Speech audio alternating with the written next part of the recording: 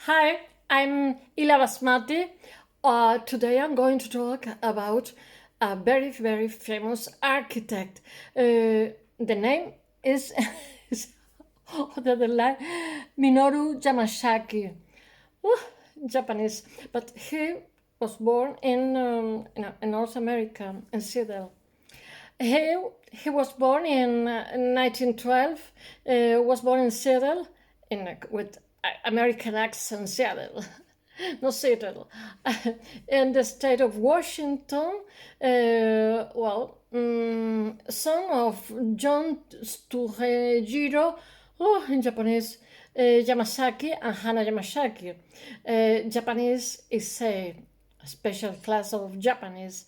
Well, they are immigrant in North America. His mother played the piano as a concertina, and his father is I don't remember the work.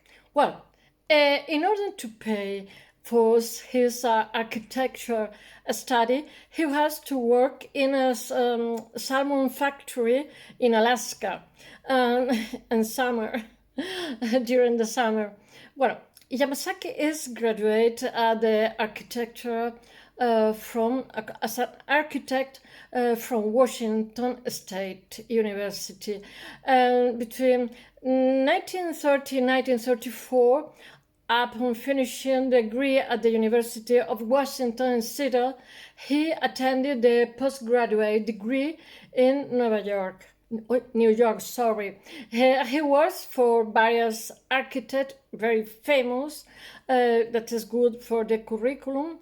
Firms such as Harrison, Fulhus, and Abramovic, that I suppose that is the who work in the design. They are the design of Empire State Building, and the second Ramon Lobby, that is the designer of the Rockefeller Center.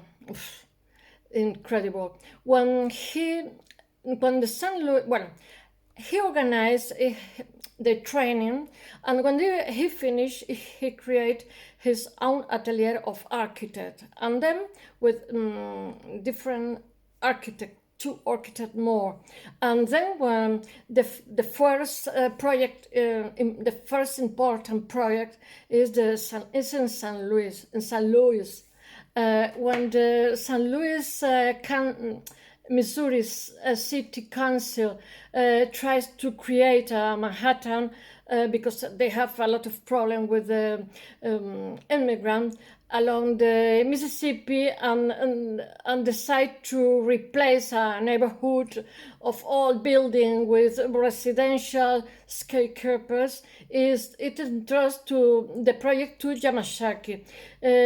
Between 1950 and 1956, the Pruitt Eagle urbanization, which initially welcomed white residents in half go and black in the other half, Pruitt fails to convince the white population to occupy the houses that are 33 buildings and of 11 floor with 2,870 houses.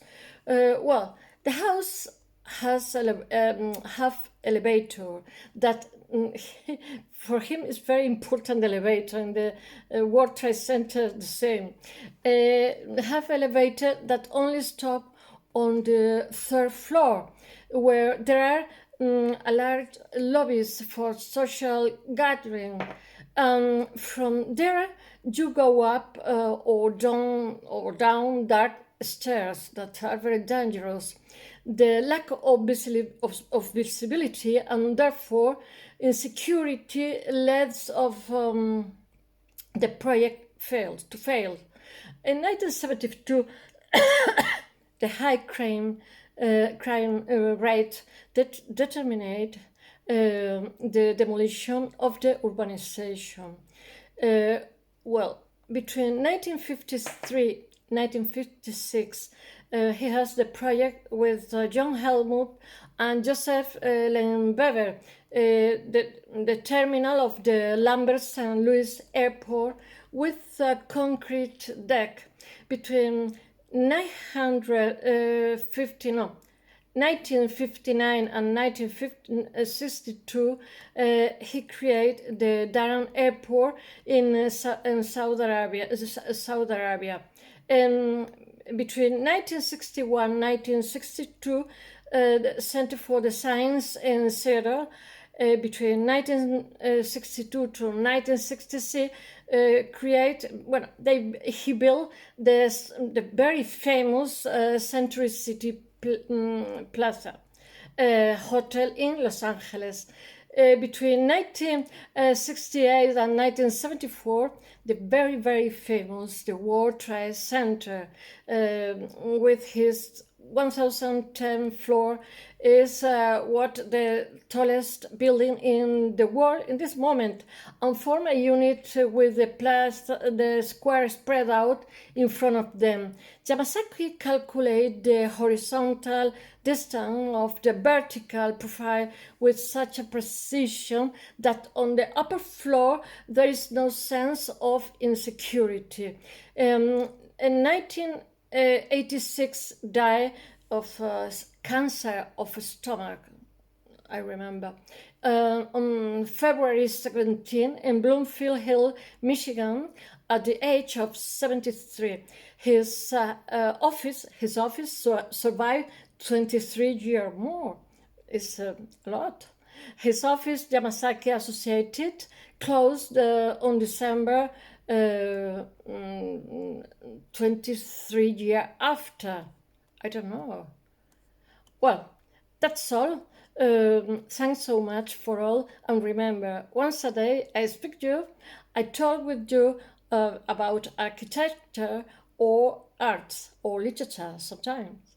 Bye.